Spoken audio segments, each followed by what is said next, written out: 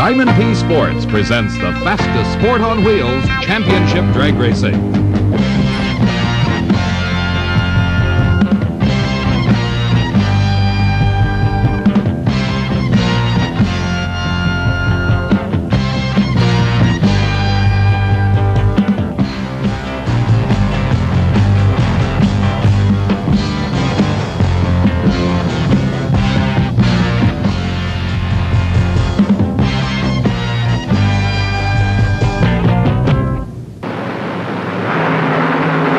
Great start by Dixon. Garlits smokes the tires, loses traction momentarily, but comes back to win it by a Carling and a fine time, 5.97 seconds.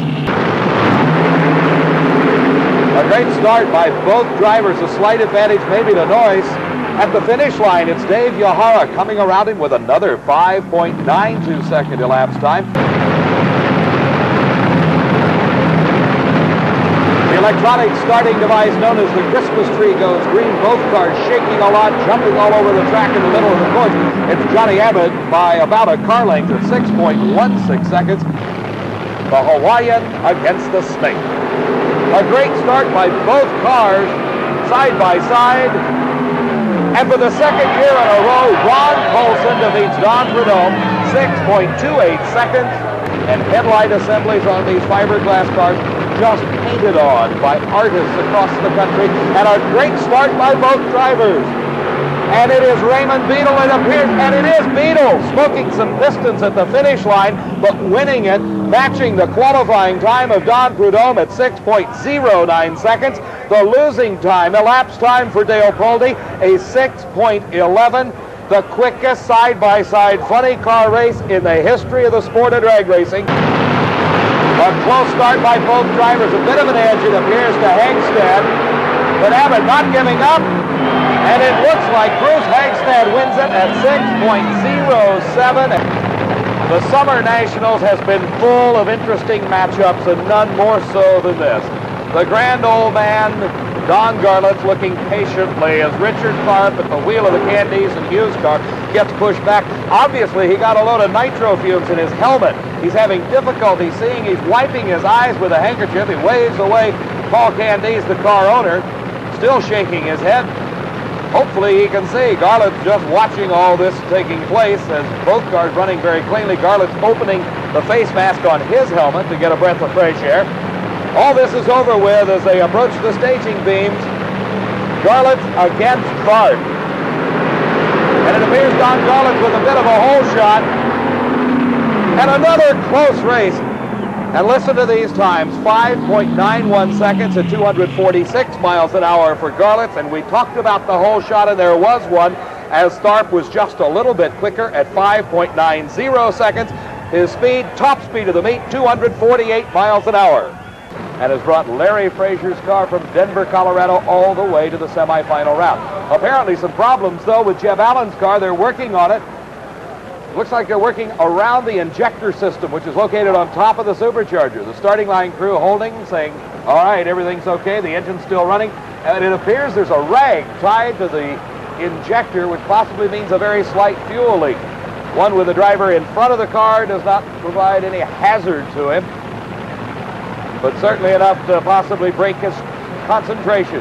Jeb Allen in the near lane, Bruce Hagestad in the far lane. Hagestad appears out first, but smoking the tires, losing traction, and it is Jeb Allen in the finals. 6.06 seconds. Let's watch.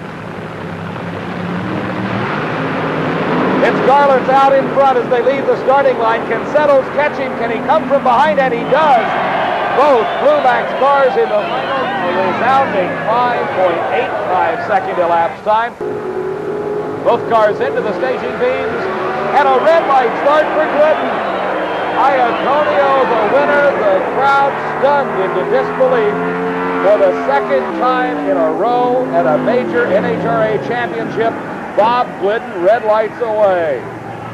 Overcome with excitement, the fans and officials just cannot believe that Frank Iaconio from Totowa, New Jersey, the hometown boy, defeats Bob Glidden in the final. The red lights start, giving the win automatically to Iaconio. Is into the finals for the second time. He has yet to win the big one. Raymond Beadle, runner-up thus far 3 times in '79. He was runner-up at the Winter Nationals, the Spring Nationals, the Mile High Nationals, and as he got a lead here at the Summer Nationals. And it's Raymond Beadle winning the race. His elapsed time.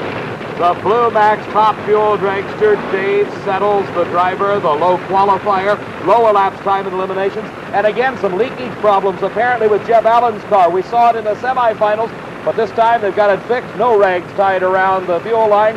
It is Dave Settles trying to make it an all Blue Max final in Top Fuel and funny car. Both cars possibly into the winner's circle. If he doesn't, it will be the first time in history. Jeb Allen, of course, trying to repeat.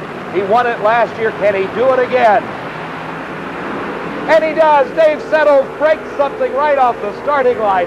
It is Jeb Allen for the 3rd time in his career. The 2nd year in a row is Top Fuel Eliminator at the Summer Nationals. All in all, Dave, it was not a good day for the old guard here at Raceway Park in New Jersey. All 3 world champions from last year, Glidden, Prudhomme, Kelly Brown, did not make the final rounds. It was a great day, however, for the new cars and the new stars who came so close. Davey Settles in the Blue Max dragster, John Force in the Wendy's car. They're going to be people to reckon with as the season progresses on the NHRA World Championship trail.